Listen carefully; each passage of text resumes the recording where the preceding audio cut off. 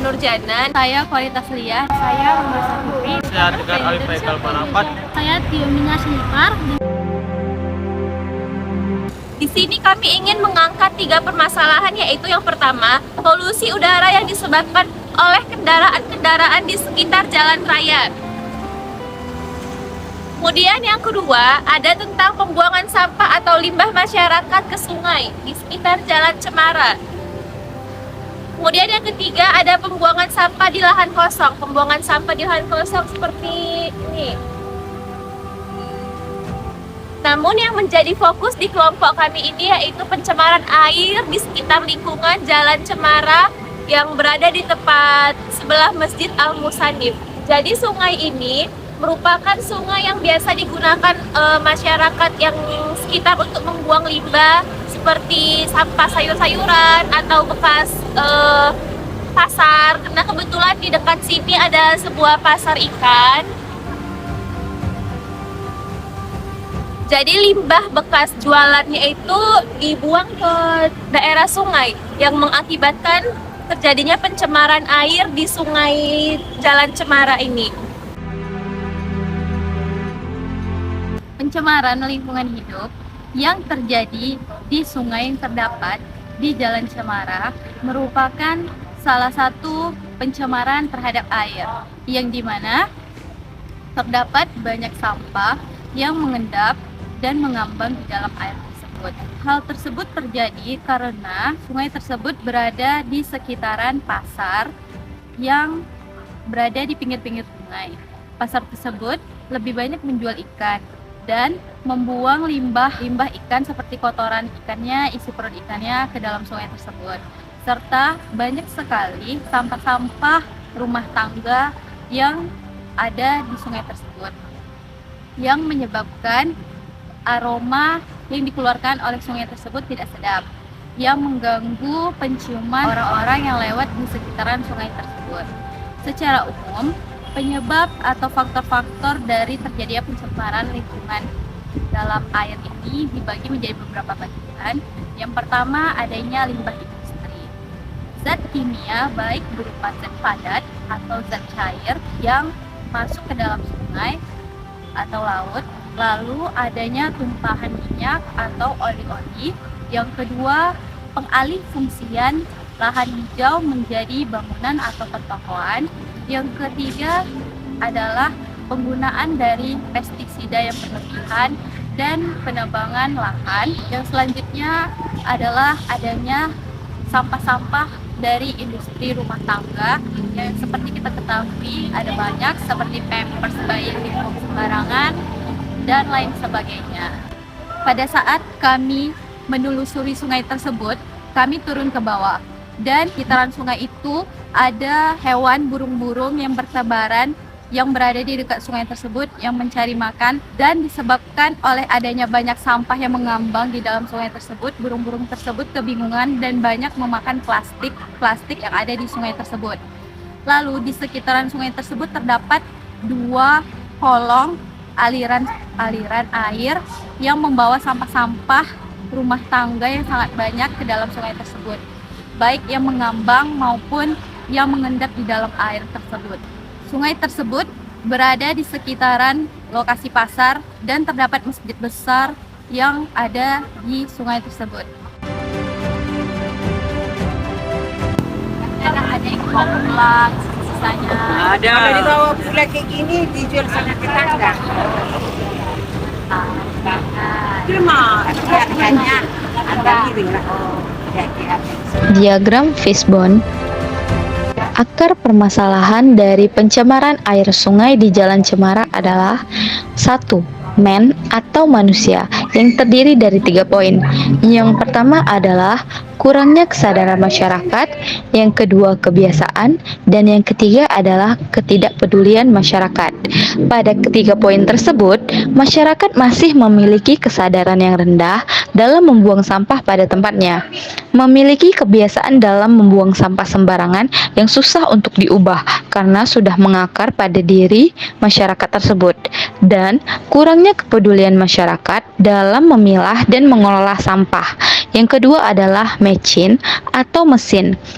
Poin pertamanya adalah kurangnya media informasi larangan dalam membuang sampah.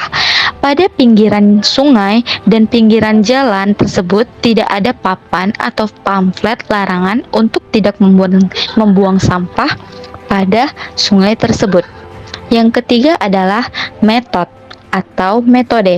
Poin pertama adalah kurangnya penyuluhan oleh pemerintah atau dinas lingkungan, yang dimana pemerintah atau dinas lingkungan seharusnya memberikan edukasi atau sosialisasi kepada masyarakat, baik pembeli dan penjual, untuk memiliki kesadaran dalam membuang sampah pada tempatnya dan tidak membuang sampah pada aliran sungai tersebut yang dapat mencemari air sungai.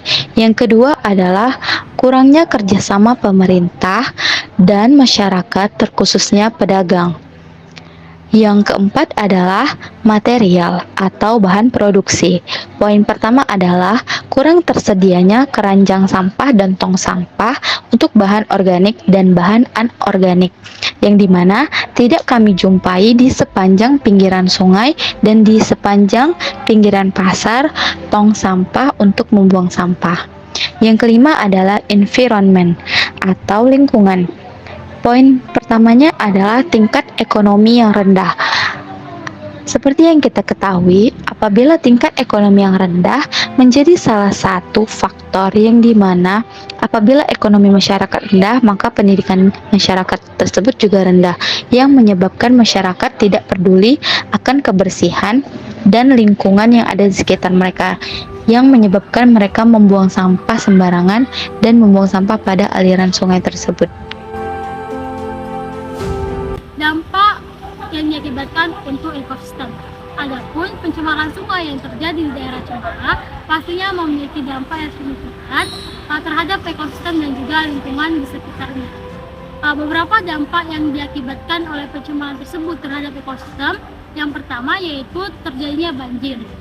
Penumpukan sampah atau jika semakin banyak limbah dan juga sampah yang terdapat di dalam sungai akan menghambat aliran sungai, sehingga saat hujan turun, air yang seharusnya mengalir secara efektif akan terhambat karena tumpukan sampah tersebut, sehingga berakibat pada terjadinya banjir. Banjir ini sendiri sangat merugikan lingkungan sekitar dan juga merugikan masyarakat sekitar. Dampak yang kedua yaitu terganggunya ekosistem sungai. Selain daripada itu, penumpukan sampah dan juga limbah-limbah akibat dari ulah manusia dan juga aktivitas manusia akan sangat meracuni organisme yang ada di sungai, baik hewan maupun tumbuhan, sehingga nantinya hal tersebut berakibat pada ekosistem sungai yang tidak berjalan dengan semestinya, atau dengan kata lain ekosistem sungai terganggu. Selanjutnya dampak yang ketiga yaitu menimbulkan berbagai penyakit dan juga mikroba patogen, di mana penumpukan sampah dan juga limbah yang tidak terkontrol akibat dari aktivitas manusia dan juga masyarakat sekitar dapat mengundang mikroorganisme seperti lalat, sehingga mikroorganisme ini akan menimbulkan berbagai penyakit seperti demam berdarah, diare, dan juga lain sebagainya. Dampak yang keempat yaitu sungai menjadi kumuh dan juga tidak indah untuk dipandang. Akibat dari penumpukan sampah dan juga limbah yang terdapat di dalam sungai tersebut akan menyebabkan air sungai berubah menjadi keruh, sehingga pemandangan sungai tersebut menjadi tidak indah untuk dipandang. Selain daripada itu, penumpukan sampah tersebut juga akan berakibat pada penimbunan bau yang tidak sedap atau aroma yang tidak sedap dari tumpukan sampah tersebut. Dan yang terakhir yaitu kurangnya air bersih.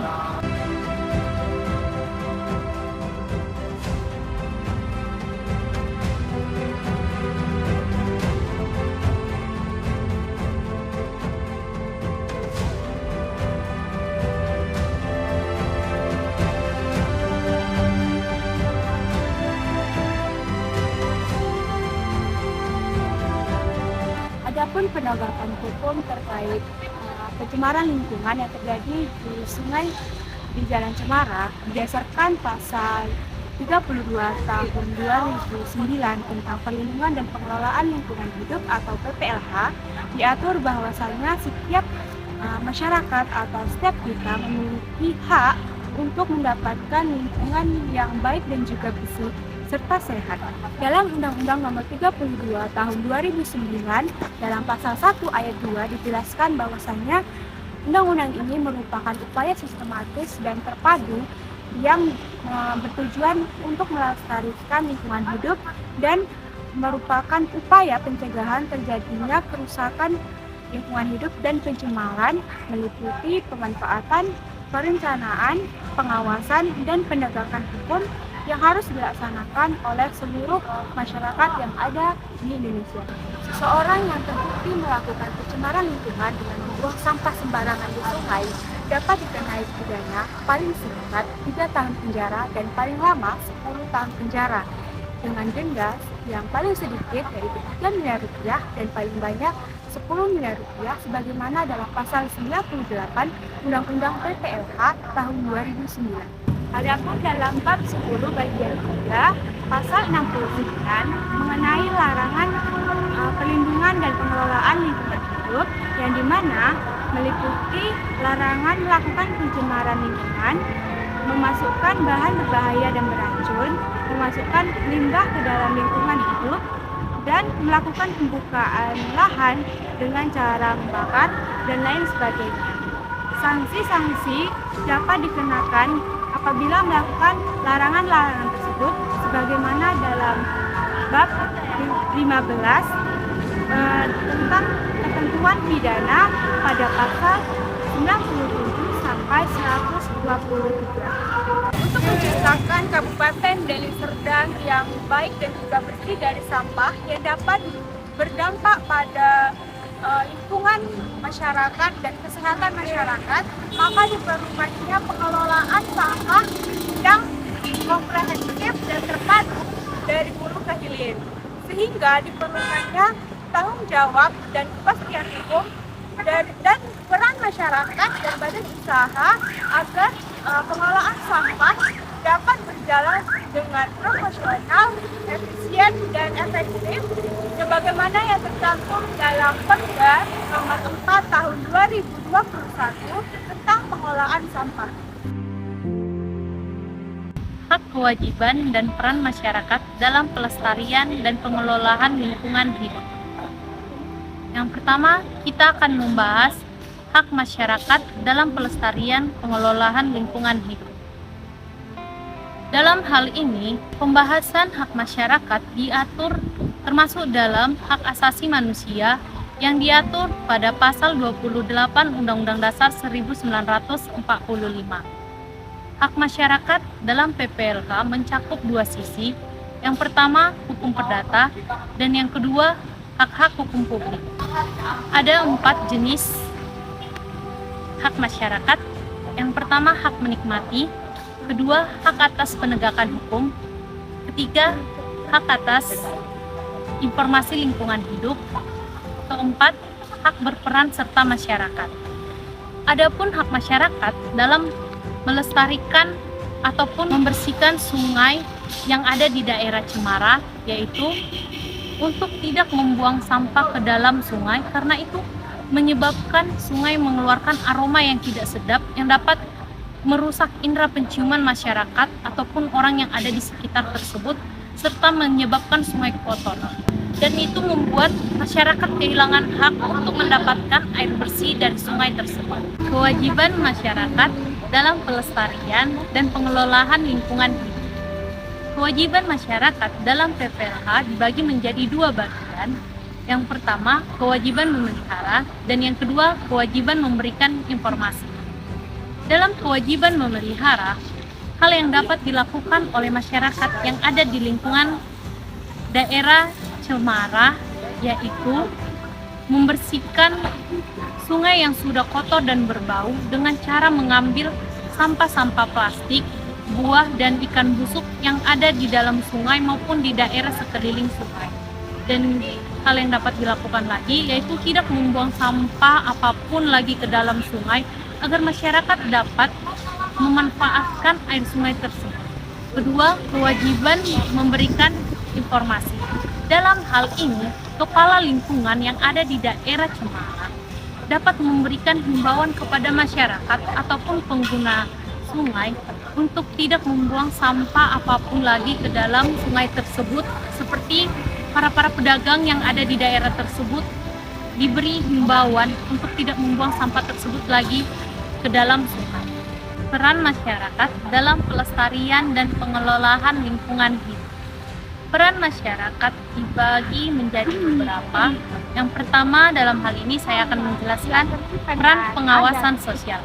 Dalam peran pengawasan sosial, hal yang dapat dilakukan masyarakat di lingkungan Cemara yaitu dengan mengawasi sungai, seperti memperhatikan sekitar sungai agar tidak membuang sampah lagi ke dalam sungai.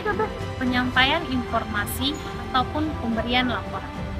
Dalam hal ini, masyarakat ataupun mahasiswa, orang-orang yang ada di sekitar tersebut dapat melakukan pengaduan kepada pemimpin lingkungan, seperti jika ada orang yang membuang sampah ke dalam sungai tersebut ataupun pedagang-pedagang tersebut melakukan pembuangan sampah ke dalam sungai tersebut lagi, dapat dilaporkan agar diberikan sanksi pada orang tersebut, karena itu demi kebaikan bersama masyarakat tersebut, di mana sungai tersebut akan sangat bermanfaat bagi masyarakat ataupun orang yang ada di sekitar, baik itu bagi pedagang juga dapat menggunakan air sungai tersebut untuk sumber perairan mereka. Adapun kewajiban masyarakat dalam membersihkan sungai yang kotor dan berbau, yaitu dengan mengambil sampah plastik, buah, dan ikan busuk yang ada di dalam sungai serta sekitaran sungai, dan tidak membuang sampah tersebut lagi ke dalam sungai agar tetap terjaga.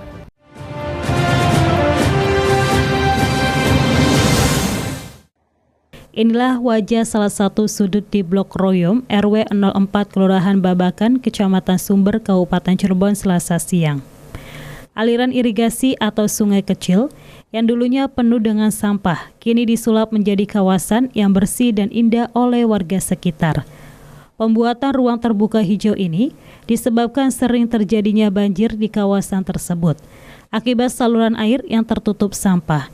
Hingga salah seorang warga mendapat tantangan dan memiliki ide untuk merubahnya.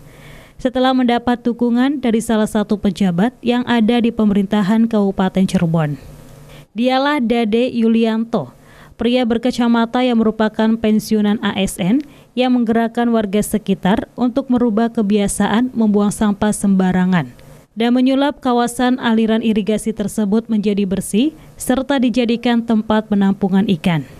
Biaya pembuatannya ia urun rembuk bersama warga dan sumbangan dari berbagai pihak, mulai dari anggota dewan, pejabat, serta sejumlah orang yang peduli terhadap merawat lingkungan. Hasilnya banyak pihak yang merasa kagum atas perubahan yang terjadi, hingga berencana membuat kawasan tersebut akan dijadikan destinasi wisata penyangga, mengingat berada dekat dengan objek wisata Plangon.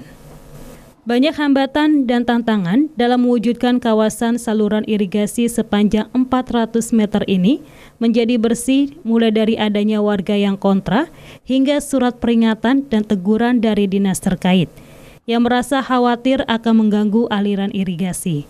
Namun hal itu tidak menjadi sebuah alasan bagi dirinya dan warga untuk tetap mewujudkan kawasan ini agar bersih dan asri.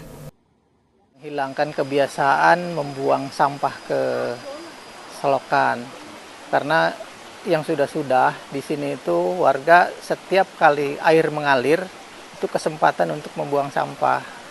Ketika air tidak mengalir, itu sampah jadi numpuk, jadi beban kotor dan lain-lain. Memelihara, merawat saluran ini untuk ditanami ikan. Masih banyak pekerjaan rumah yang harus dikerjakan demi mewujudkan kawasan tersebut menjadi destinasi wisata dan bermanfaat bagi warga sekitar.